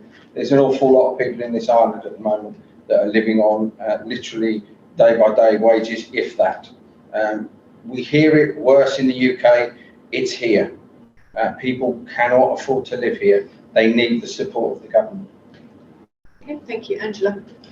Well, the Liberal Conservatives actually do deal with this quite clearly in their manifesto, and I would recommend that people do look on the website at our manifesto, because it is quite clear in terms of GST should remain at 5%. And I think this is incredibly important, because too many places around the world, it's actually called in some places grab, snatch and take. It's a case of it starts at 5%. Well, in fact, I think we started at 3%, now it's 5%, and so it creeps up, and it's a creeping thing. That is unacceptable. In terms of the finance industry, tax neutrality should be kept, and we would look to review the taxation on high net worth individuals. Thank you. Russell? Well, I think everyone's agreed that the new joint taxation isn't fair and that has to be changed. Couples are losing out. My worry with taking 5p off, taking the GST off food is that people will not notice the difference at the tills because government doesn't set the prices. And that does worry me. So with my housing hat on, I would like to see 2 new initiatives. I'd like to see the stamp duty that the 2-1-Es pay by their properties here. I'd like that to go straight into the government new shared equity scheme pot. And I would like to see a scheme where first-time buyers can basically, a government saves the tax they pay for a deposit, for their deposit. I think that's an idea I'd like to explore. It's not mine, it's Senator Balwar's, former Senator Balwar's, and I think that could help because people, of course, paying high rents are in trouble. Thank you, Nick. Yeah, of course the tax system's not fair. It's designed that way, isn't it? It's the people who actually have power who write the laws and ensure that it benefits them. In fact, we need to have a system of taxation that taxes the wealthy, that taxes the rich, so that it can distribute wealth to working people. If we actually want to have creches, if we want to have childcare, like they do in Denmark, which is free, for example, taxes are very high. But Jersey's low tax, low spend. If you want that, you won't get very much in the way of benefits and in things that will actually improve working people's lives. We need to change that. How we do it is going to be very difficult, but we've got to get control and realise that politically, that finance must start benefiting those who live here. Thank you, Joe. Okay. Don't be critical, use critical thinking. Tax has got to be, if you're supporting the finance industry, you have to have tax neutrality. It's critical. Move on. Then you look at other forms of taxation. Are they fair? Localised specific taxation being given to those who need or require additional support, absolutely 100%. How do you make that work more effectively? You remove red tape. If you need 45 people in the income tax department to implement a silly scheme that somebody's put in without being properly costed, it's a cost, obvious. Make sure your tax system is as simple as you possibly can, absolutely. If people want to come into the island who are wealthy and want to come in, tax them highly. Make certain that business is taxed highly. Reduce tax on individual people. Make sure your spend in your community is retained and kept within your community. Simple measures work most efficiently. Thank you, Bernie.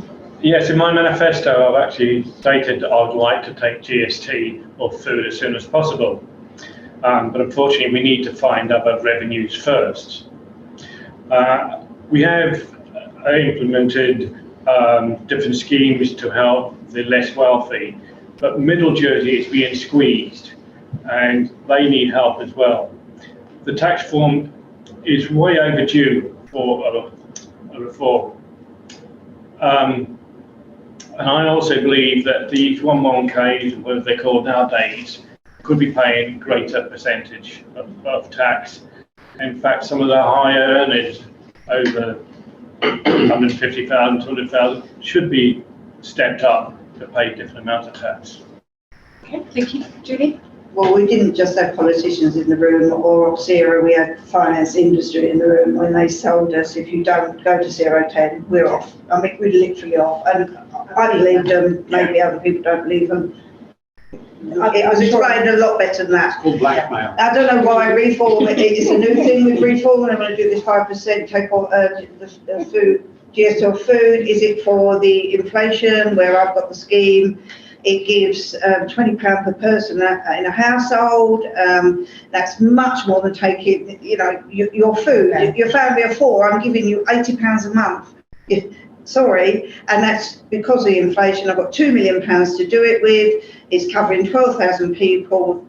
Income support, and those are just about managing their pensioners who only get the food cost bonus £285 a year, and I'm giving them an extra pension cut of £40 a month and a pensioner 20. It's the taking the 5% off.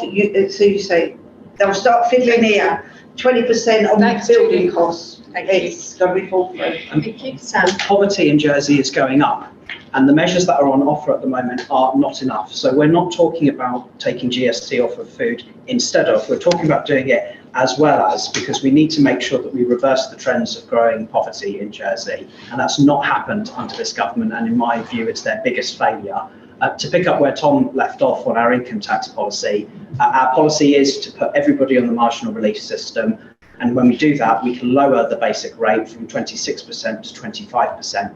We propose that because it's fair, having everybody pay the same rate on their taxable income, rather than having these completely unjustifiable and ultimately self-defeating exemptions for the super wealthy in Jersey. Having those exemptions means we struggle to pay for our public services and we squeeze the middle even more. We want to move away from that. And what's more is that we've worked with the Treasury, receiving their impartial advice to put these policies together, to know how much they'll raise and how they'll work. Nobody else with a tax policy can boast that they've done that.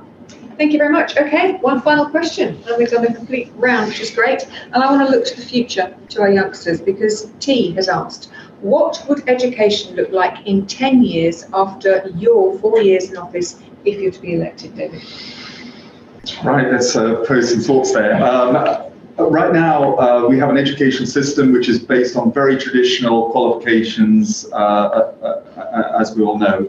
I've got two sons who are currently working off island. They've gone through the whole education system and have now vanished. I think one of the things which we on Jersey need to be working on is updating our skills. We're talking about IT, we're talking about digital. We need to adapt to the new market, to the new ideas of new industries coming out. So we need to ensure our curriculum is set in the right way. I would also, one interesting idea also in terms of the population is about diaspora. In other words, people who've actually moved off the island and got skills elsewhere, we stay in touch with them and we encourage them back if we can, or advise them of new jobs and new opportunities on Jersey. So there's one thing, I know you're talking about the youth, but I think we also have to focus on lifelong learning so that people don't become, quotes, kind of obsolete. We need people to be able to work all the way through. I'm not saying raise pension ages or anything like that, but I think we need to keep people up to date. Thank you. Tom? For me, I'd like to see it quite simply better funded.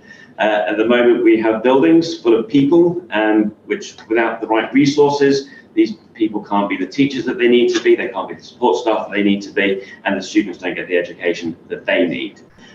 We need to diversify, we need to bring together the two types of education, of vocational and academics, because not everybody thrives as an academic, but will thrive as a vocational trainee. But that doesn't mean they are only vocational and they are only academic. They will intertwine, they will mix. There will be some studies that they do that they're very good vocationally, and there are others that they will do very well academically. And it's making sure that we can bring these two skill types together, and so it flows better, so people actually get the education that they need, rather than just the standardized, we're all going to be educated by how well we can climb a tree. Okay, thank you, Chris. Yeah, we heard this morning how there's in the building industry now, there's a lot more of work, earn and learn. In my day, it was an apprenticeship where you would go to your particular trade, be that finance or engineering, and you do your training at your place of work. The technical now, the IT now makes it very possible for any on-the-job training to be done on the job. So you're cutting down your transport, you're cutting down and helping the green side of things. You don't have to fill up big colleges. You can do it in a lot smaller classrooms, and the young person can earn a living while learning a working environment as well as learning the trade that they're specialising in. Okay, thank you. Angela?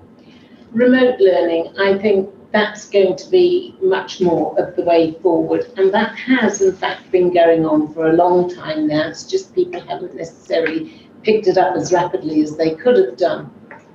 But I completely agree with what has been said in terms of some children will be more academic, others will be more technical. And there is also others who are actually disengaged with education. And they're the ones I think we really need to be spending a lot of time on. And going forward, I think this is going to be more acknowledged. And I can remember a decade ago at Granville School, the headmaster there was actually addressing this issue, and youngsters were actually going to technical work at Highlands 1 day a week. That has got to be the way forward. We just have to see all. Thank you. Okay, Russell. Well, there is a need for 2 new primary schools in the St Helier area, one definitely in the east of St Helier. And so in 10 years' time, obviously, I would like to see at least one of those completed and the other one well underway, because I think that's around the timescale. But I'd like to see neither on the gas place site. And so I know I'm blowing this trumpet again, but I'd like the education department to learn the importance of open green space to St Helier, desperately short of it. And I'd like them to work with me and others so we can find equivalent and better sites for those 2 new primary schools. Thank you, Nick. As I understand it, the big divide is between the colleges and the rest. And it's something that no political body, party, government has yet addressed and refuses to address it. It's about class privilege. And just as a small example of how privilege is used, when I brought over my wife's grandniece from Ukraine, from the shelling of the Russian guns, she came here aged 15. She's been beneath the age of compulsory education. So where did I send her? To the girls' college, of course, because I'm privileged, because I know how to use the system. That's just an example, which is an injustice, an unfairness, but there is no political force or will within this island to address that. Many working people understand it, but don't protest against it. They should demand better. Okay, thank you, Jo.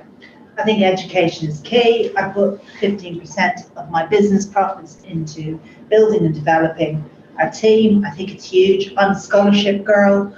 It's one of the reasons I've been able to achieve loads of things. I think it is fantastic and really important. I think it's madness that nobody's talked about the rise of the robots, about new tech, about how we have to develop people for the next 10 years. It isn't traditional systems.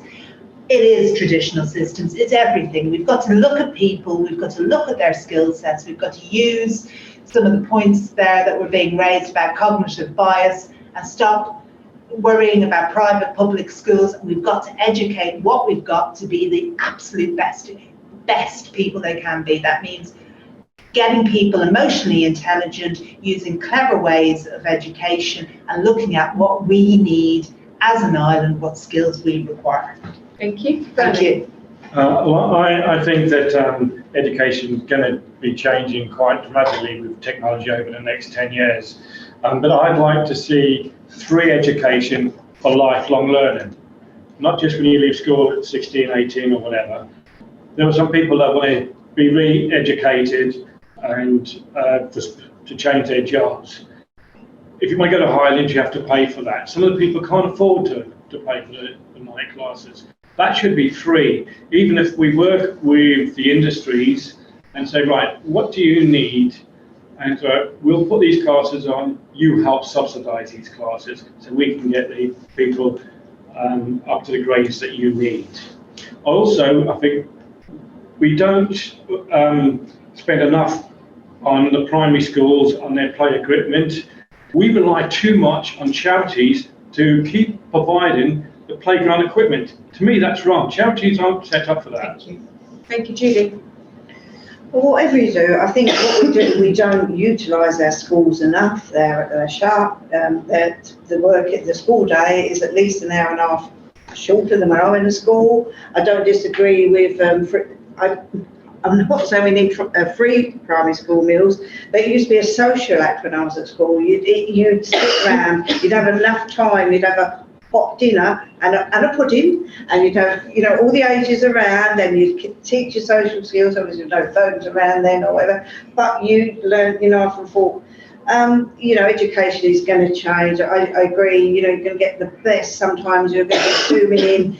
Somebody said today there's sometimes only 6 on a course, and they have to, that could, get the experts in and around, and we know we can do it because we're in through COVID. But I'd love to see our schools and the Greens much more utilised, weekends and everything. Thank you, Sam.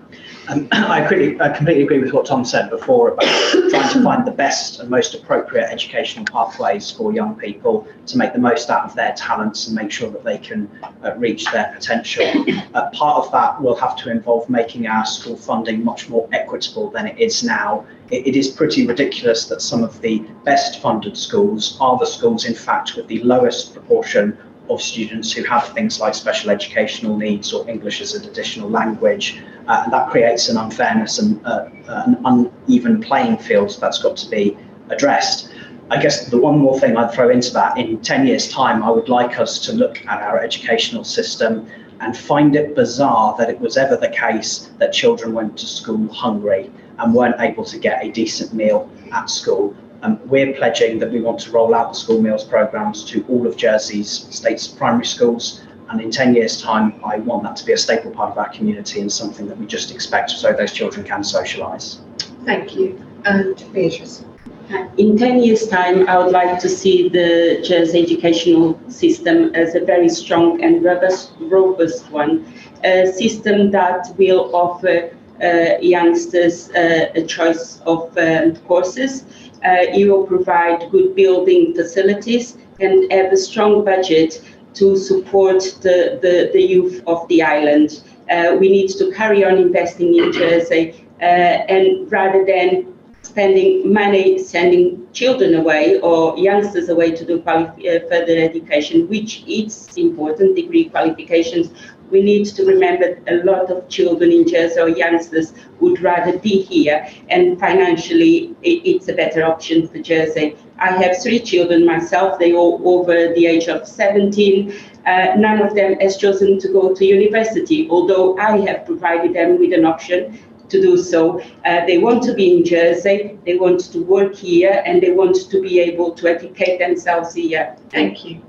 Thank you very much to everybody. So you've been listening to the St Helier South candidates, all 11 of them, for the 4 seats. So Tom Coles, Reform Jersey, Chris Hopkins, Daniels Independent, Angela Jern, Jersey Liberal Conservatives, Russell Lally, Independent candidate, Nicola Cornew, also Independent, Joe Luce, who is Jersey Alliance, Bernie Manning, Independent, and Judy Martin, also Independent, Sam Mezek, who is Reform Jersey, Beatrice Poirier, Reform Jersey, and David Wall, who is Independent, Better Way Movement.